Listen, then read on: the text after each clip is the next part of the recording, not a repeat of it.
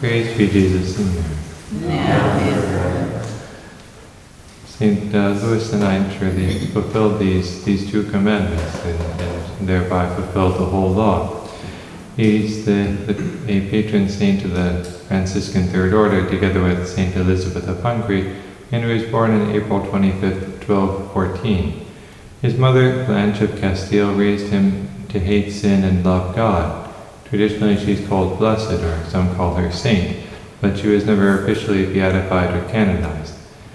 She used to say to him when he was a child, "I love you, my dear son, with all the tenderness a mother is capable of, but I would infinitely rather see you fall down dead at my feet than that you should ever commit a mortal sin."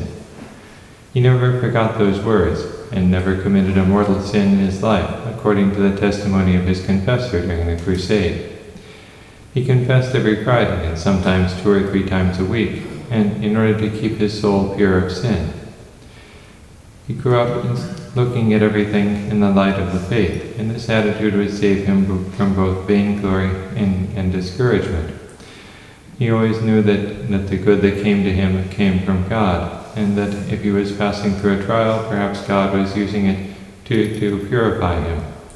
Perhaps he had deserved it for his sins. He was always prouder to be a Christian than to be a king. Blessed Blanche surrounded her son with capable teachers like Blessed Pacificus, a disciple of St. Francis and the first provincial of the order in France. Another was Blessed Mansueto of Castiglione, Argentino, another disciple of our seraphic father, who for many years was St. Louis's confessor. He also had a Dominican confessor in another period of his life.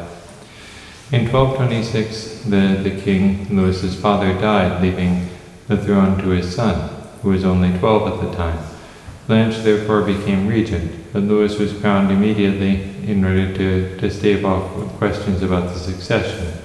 Nevertheless, there were wars, rebellions by others of royal blood who wanted to become king.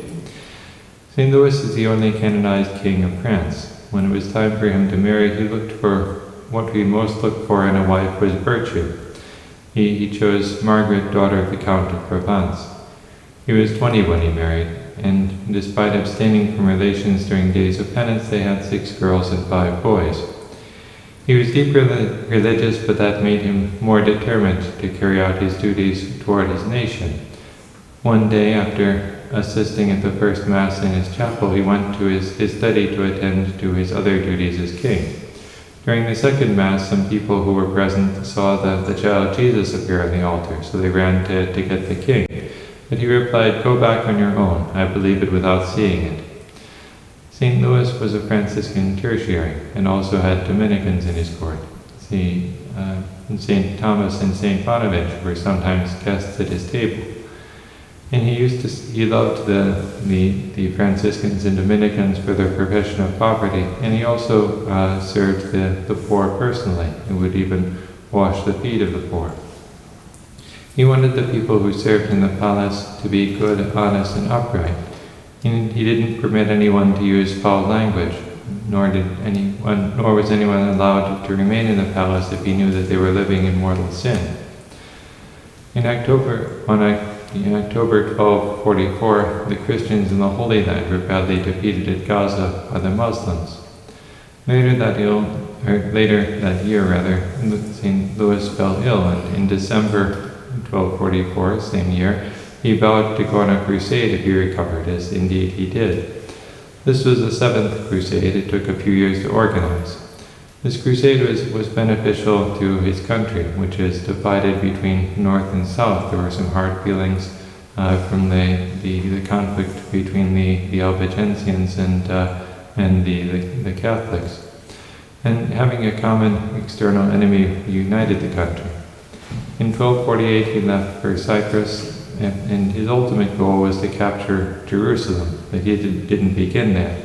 So long as Egypt was a strong Muslim power, a Christian state in the Holy Land would be in danger. So he began there, in Egypt, in the port city of Damietta. It took the 5th Crusade 18 months to capture that city, but he and his troops recaptured it almost overnight in June 1249. From there they tried to move inland, but floods and the heat made it difficult to advance. But in November they had a break. The Sultan died, and the Crusades thought that this was their opportunity. However, by February 1250, they wound up being encircled in Mansueto. St. Louis tried to negotiate a deal. We'll give you Damietta, we'll give you back your port city if you give us Jerusalem. But that failed, and so on April 5th, the Crusaders broke out of the siege and retreated to Damietta. The following day, they were defeated in a battle near that city, and St. Louis was taken prisoner. He was held for ransom, and at one point there was a deal to free him that would have required him to swear to certain clauses that seemed blasphemous to him. He refused to do this. They told him that if he didn't do that, they would cut off his head. And again, he refused. It was much better to die, especially to die as a martyr, than to offend God by sin.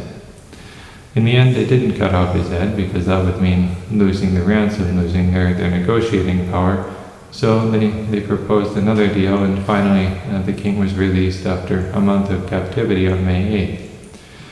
From there he went to the Holy Land and worked for a few years to fortify coastal towns that were where the Crusaders lived: Caesarea, Jaffa, Sidon. In that way he could defend, at least in that way he could work to defend the Christian presence there. While he was working in Jaffa, he got news of his mother's death. He continued on to Acre and then to Nazareth, which he had regained for the Christians in the deal for his release. On his way there, he visited Sepphoris, Cana, and Mount Tabor. When he saw in the distance the village where the Word had become flesh, he dismounted from his house and knelt in prayer for a long time. Then he proceeded on foot to Nazareth, where the Word had humbled himself. Certainly the king should do so as well. He wore a hair shirt, and he fasted on bread and water that day, despite the fatigue of the journey. In the church on the site of the Annunciation, he attended the divine office and Mass and received communion. Although he visited these holy places, he could not bear to go see Jerusalem, which he had failed to liberate. Finally, after 6 years away, he returned to France on September 7th, 1254.